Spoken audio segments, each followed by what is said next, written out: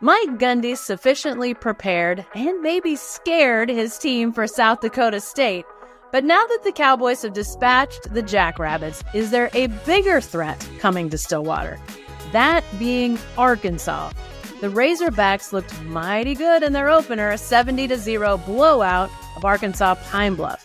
Yes, I know Arkansas-Pine Bluff, but still, Arkansas scored touchdowns on all of its 10 possessions in the game. So, what can we expect from this Big 12 SEC matchup? I'll talk about that and much more with Tulsa World columnist Berry Tramel next on the Jenni Carlson Show.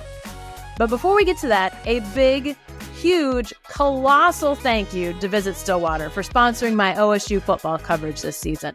If you're headed to Stillwater for a game, maybe even the Arkansas game, check out visitstillwater.org for all sorts of game weekend and game day info. Then I want to encourage you to subscribe. First, to my YouTube channel, at Jenni-Carlson.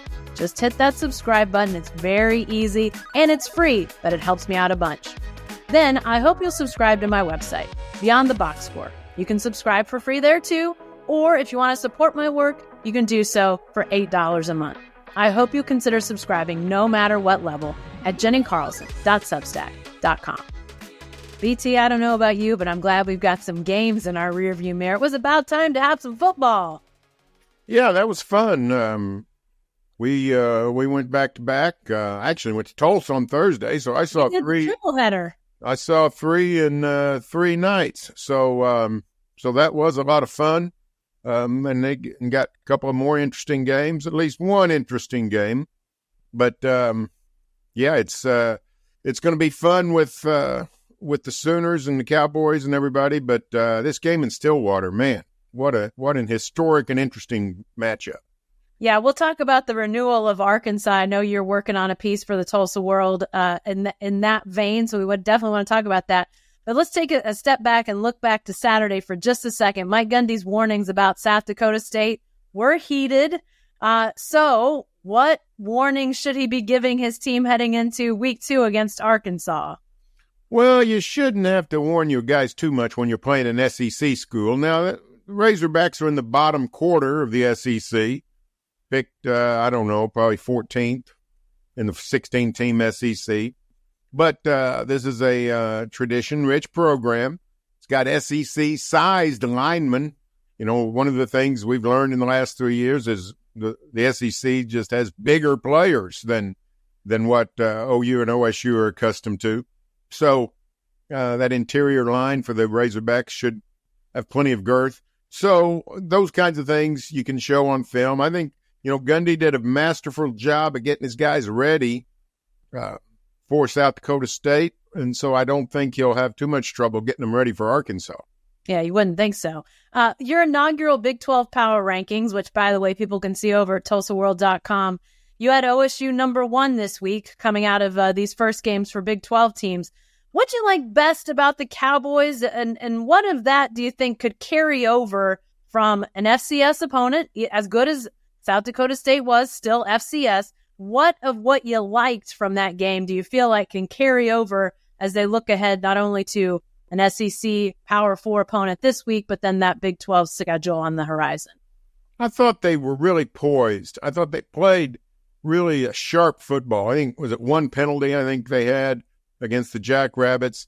They looked in midseason form, and that was against a well-drilled team. I thought South Dakota State, they looked like a real football team. We knew they weren't a typical 1AA squad, but everything from, just the way they ran plays to the size of their fan base, bunch of South Dakota State fans, bigger than most Big 12 traveling fan bases that we've seen in recent years.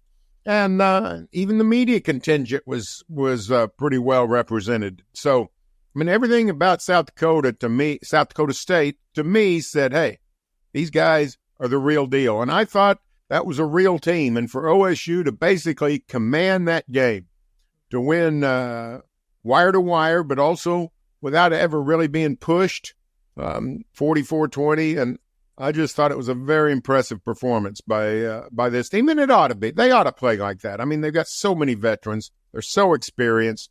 This is the kind of team that ought to excel early in the season. Yeah, and that one penalty you mentioned was a defensive hold, which was on a safety, I believe. So it wasn't a false start. It wasn't an offsides. It wasn't an unforced error.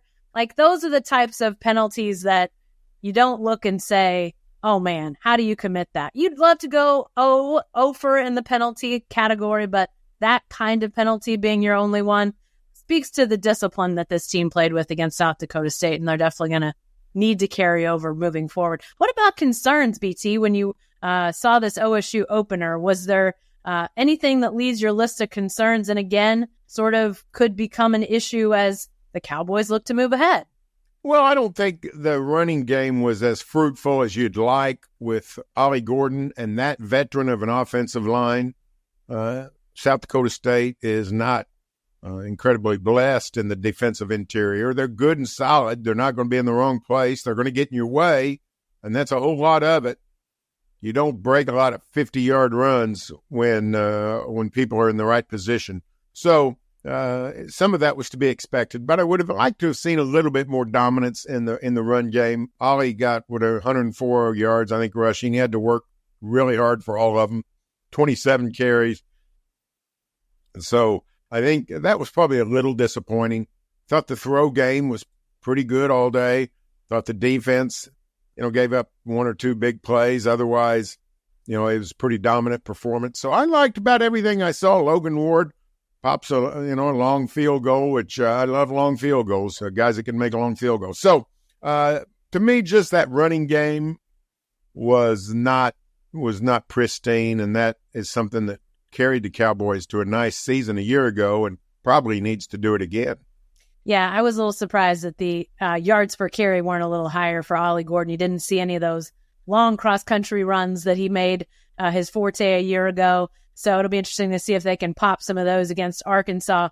I also thought Alan Bowman was better, not throwing it away so quickly, not looking antsy.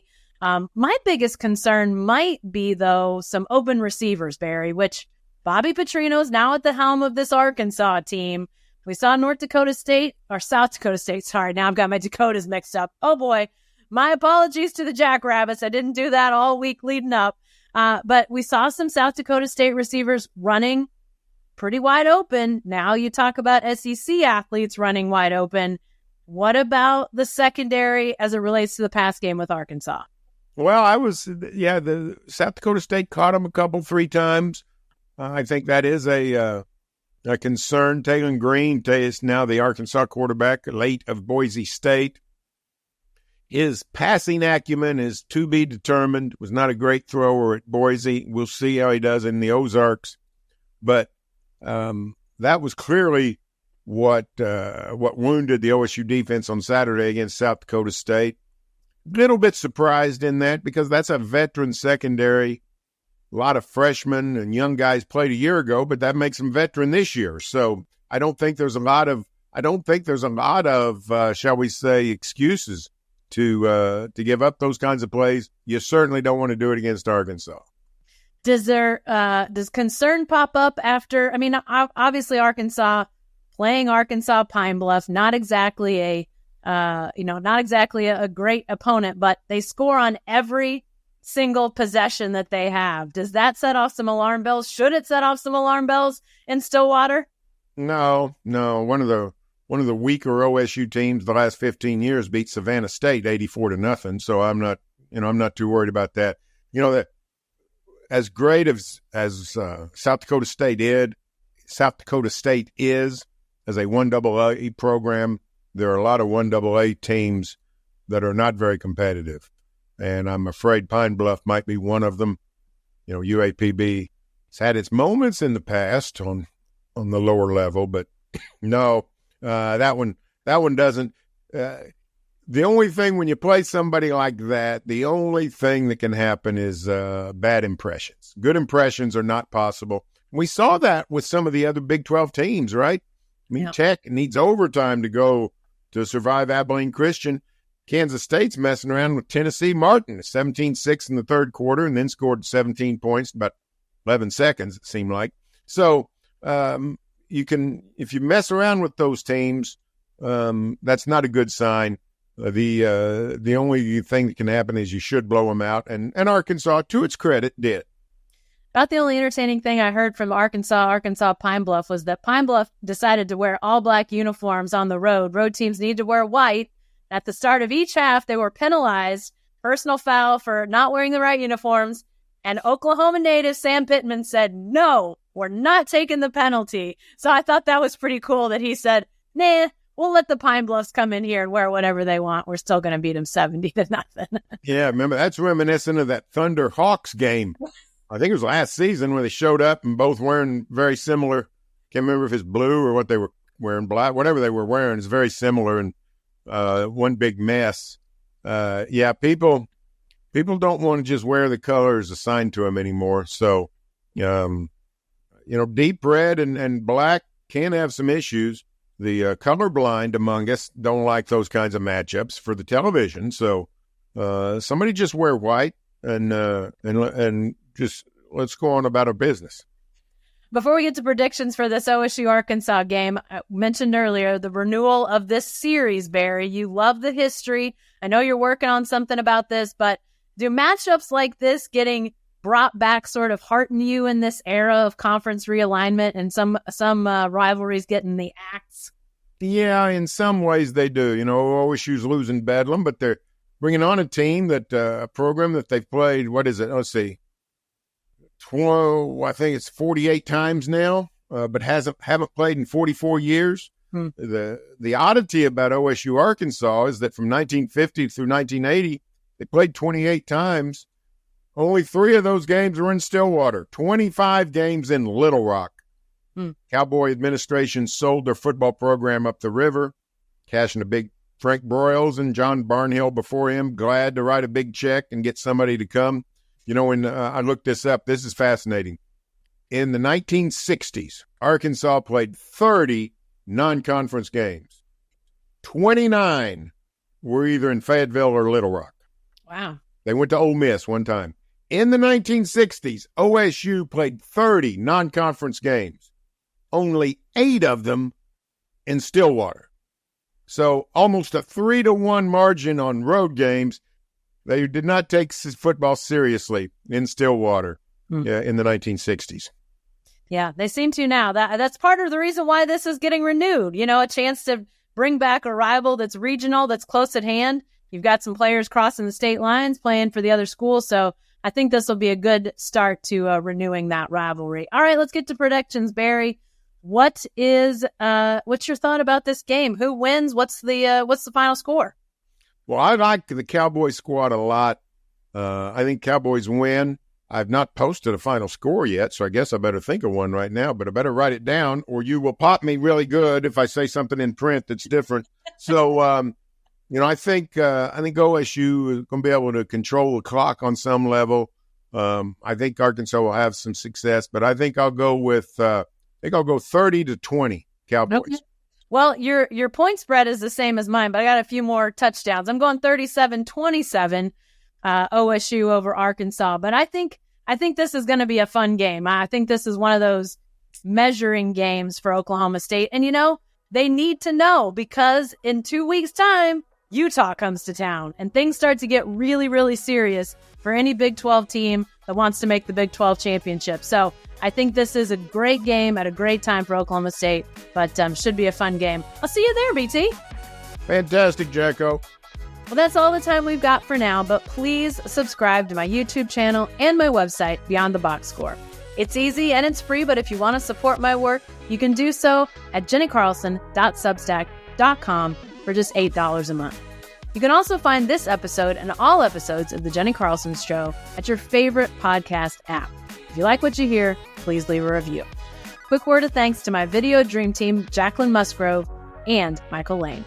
Thanks for joining me, and we'll see you next time.